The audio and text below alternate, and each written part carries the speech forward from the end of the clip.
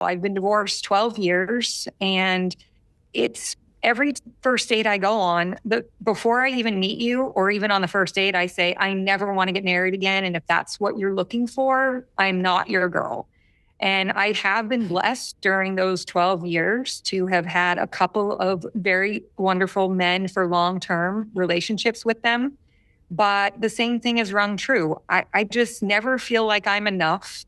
And I feel like my past holds me back, and I just have trouble letting them in. I basically have like unconsciously destroyed those two great relationships that I've had since I was divorced. And I'd really love to know what I could do differently so I can have a more successful relationship. Okay. You know, when I reflect on my marriage that ended many years ago, and I had to reflect on it a lot, I realized there were a lot of things, even though I could blame him for a lot of things and actually be valid, there were things that I recognized that, wow, if I did it all over again, I would do so many things differently. And I can think back to other parts of my life where I've made really grave mistakes, where I perhaps acted out of character or did things that I didn't want to do. Someone once told me, and I wish I could remember, I wish I could say it was my mom, I don't think it was, but I was told many years ago that there's no such thing as failure, there's just lessons. And that... A lot of lessons. A lot of lessons.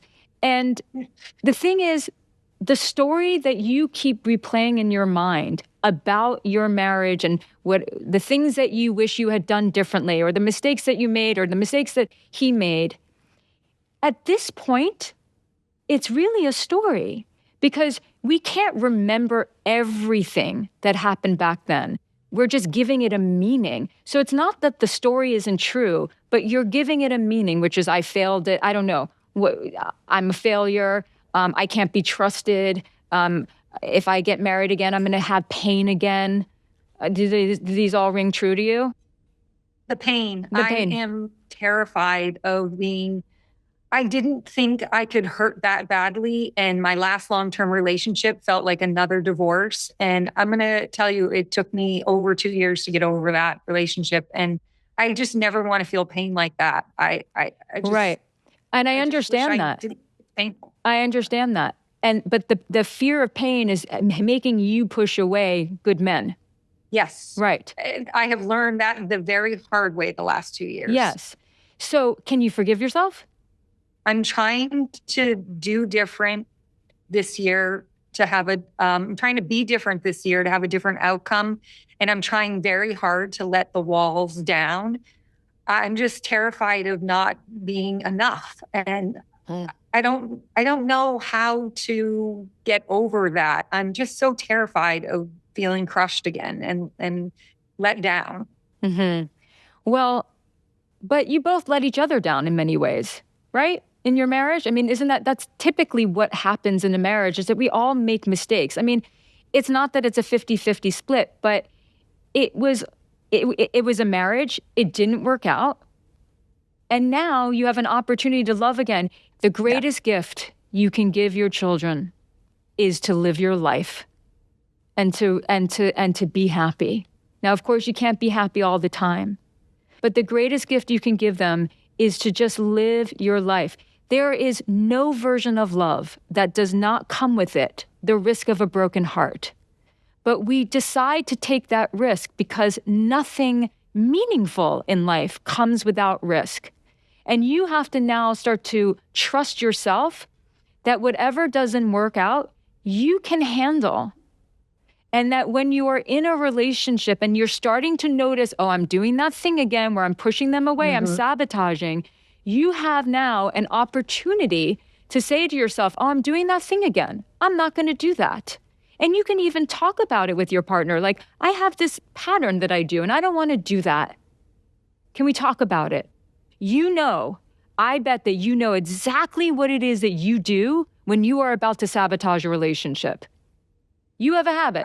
That's true. Yeah, we all do. I don't know what your method is. Maybe you start fights. I don't know what it is. But you have this thing. I just pull back. You just pull back. Yeah.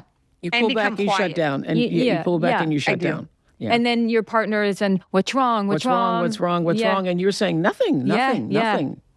And yeah, that's exactly what I do. Well, you know what? I would say, ask and it shall be given, the Bible says. And I would say that the fact that you're at the realization now, where you have actually said out loud to us and all the people who are listening and watching that you don't want this anymore.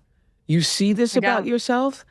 You have chosen this path all these years, and now you are saying, I want to choose differently. And just the desire to do that and the openness and awareness of, again, how Jillian says, recognizing how you begin to sabotage yourself and being vulnerable enough, open enough with somebody to say, look, in the past, I've had this problem and this has been an issue for me and I'm trying to relearn in this new phase of my life. And you don't start the relationship with, oh, I'm not going to get married, if that's what you think. You just allow yourself at 46, soon to be 47, to open up to the rising of your life. This is an opportunity to begin anew. So all the old ways of being and all the stuff that you now have learned about yourself, the rising is waiting for you to meet the rising. Come on up to the rising.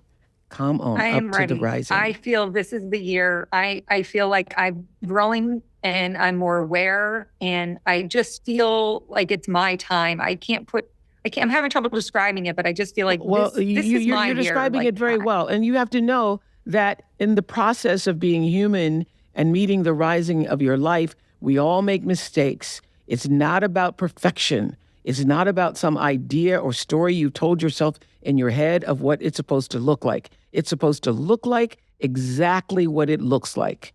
And you meet it where it is. And you are woman enough to do that.